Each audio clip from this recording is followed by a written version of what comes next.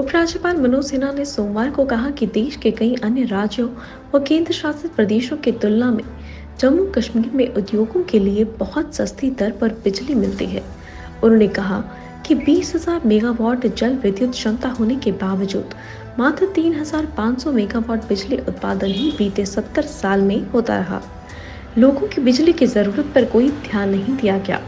अब अगले 4 वर्ष में यहाँ बिजली उत्पादन क्षमता को दोगुना कर लिया जाएगा।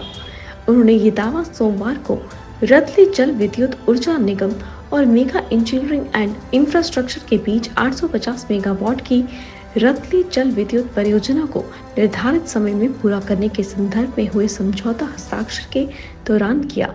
समझौते पर आरएचपीसीएल के सीईओ दीपक सहगल और एमईआईएल के उपाध्यक्ष उमामहेश्वर रेड्डी ने हस्ताक्षर किए।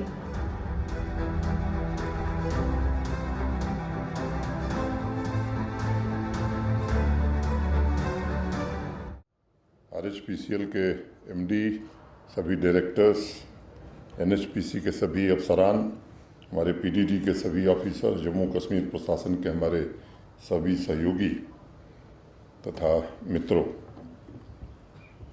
अभी विस्तार से आपने प्रेजेंटेशन देखा है।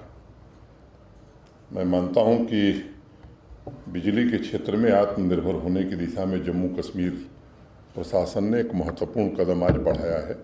और कदम तो पहले ही बढ़ गया था, एक पड़ाव पर हम पहुँचे और वास्तव में बधाई या धन्यवाद के पात्र भारत के प्रधानमंत्री हैं, जिन्होंने एक ऐसी परियोजना जो पहले भी लगता था, अब वो कहानी में नहीं दोहराना चाहता हूँ, आप सब लोग परिचित हैं, आज वो वास्तविक स्वरूप में कारगर होने जा रही है।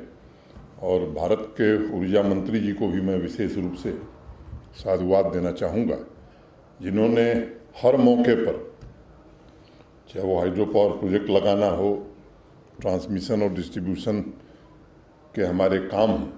मैं समझता हूँ कि जम्मू कश्मीर के एलजी के नाते या जम्मू कश्मीर के पावर सेक्रेटरी या चीफ सेक्रेटरी के नाते जितनी हम लोगों को चिंता है, उससे कम चिंता भारत के पावर मिनिस्टर को नहीं है।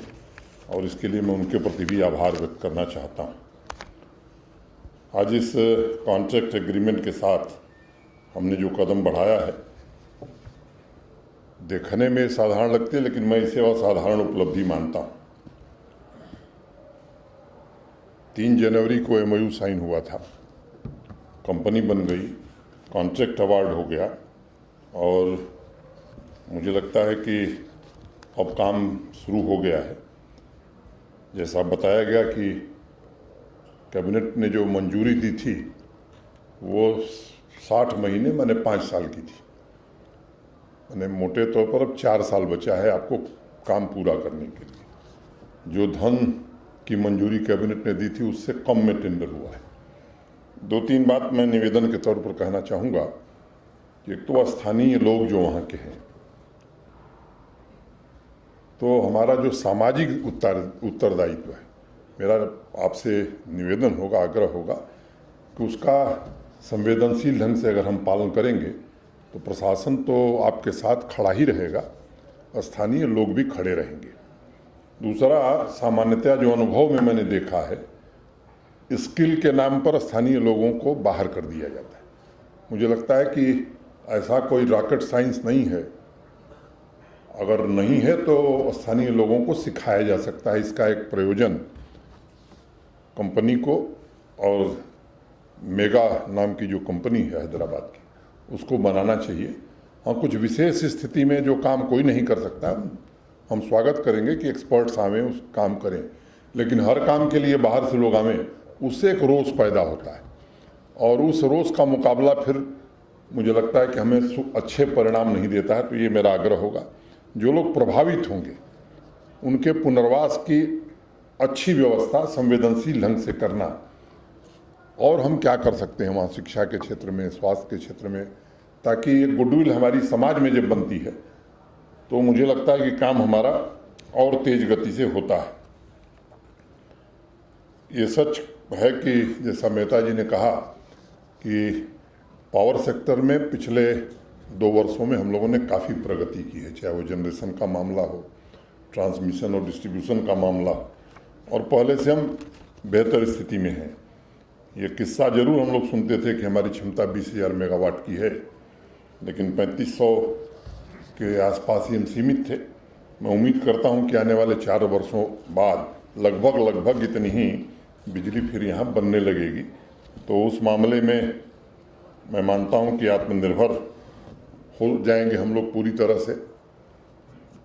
ट्रांसमिशन और डिस्ट्रीब्यूशन कैपेसिटी के बारे में मैं विस्तार में नहीं जाना चाहता हूं, लेकिन काफ़ी काम इधर हुआ है, और चाहे वो जम्मू का क्षेत्र हो चाहे कश्मीर का क्षेत्र हो। और अब मैं कह सकता हूं कि शहर और ग्रामीण क्षेत्रों में बिजली देने की स्थिति में बेहतर स्थिति में हम खड़े हो गए हैं। अभी एक योजना हम लोगों ने शुरू की है कि 100% मीटरिंग वाले जो फीडर होंगे वहाँ बिजली में कोई कटौती नहीं होगी। अभी 4 फीडर जम्मू शहर में बन पाए हैं। मैं उम्मीद करता हूँ कि शीघ्र ही वो 4 से 8 होंगे। श्रीनगर में 3 फीडर हो सके। ये संख्या हमें निरंतर बढ़ानी है, और विभिन्न क्षेत्रों के विशेषज्ञों से सलाह करके जहाँ जहाँ कठिनाइयाँ थी उन कठिनाइयों को दूर करने की कोशिश की गई है। और आज हमारा पूरा पीडीडी डिपार्टमेंट आत्मविश्वास से भरा हुआ है। मैं कहूँ कि एक बड़ी उपलब्धि हमें आने वाले दिनों में हासिल होने वाली है।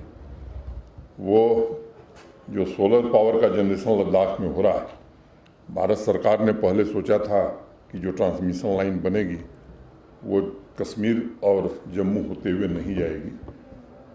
हमारे साथियों ने मिलकर के एक योजना बनाई, और मुझे बताते हुए प्रसन्नता है कि अंतिम चरण में वो स्वीकृत होने जा रही है। अब जो सोलर पावर वहाँ बनेगा वो कश्मीर जम्मू होकर के देश के बाकी हिस्सों में जाएगा, और कम लागत में, पहले जो इन लोगों ने प्रारूप बनाया था उससे कम लागत में बनेगा।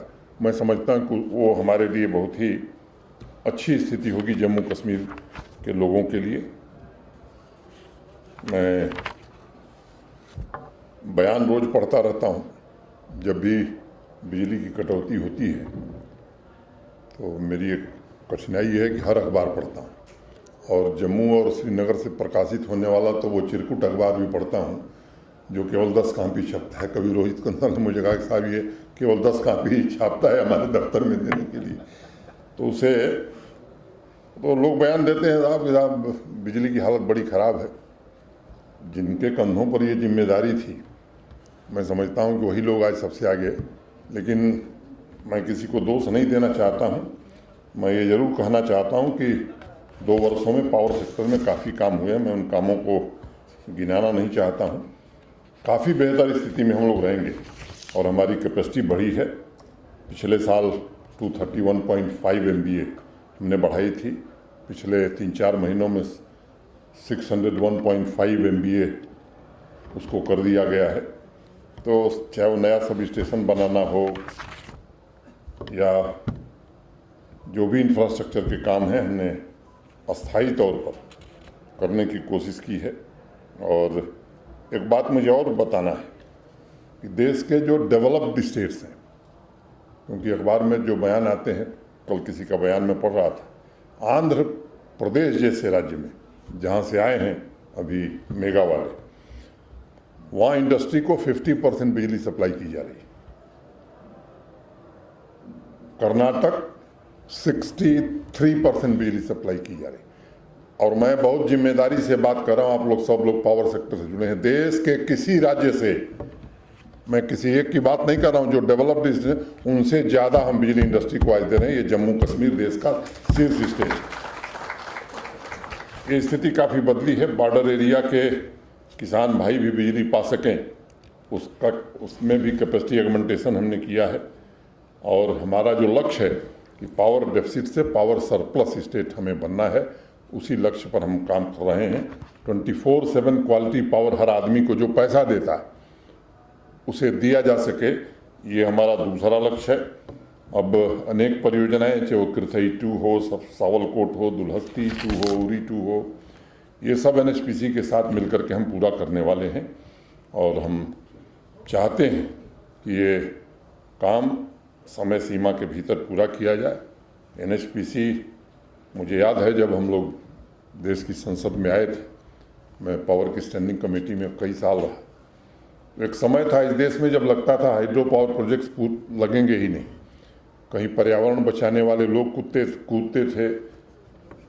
अब उन लोगों का नाम लेना ठीक नहीं है।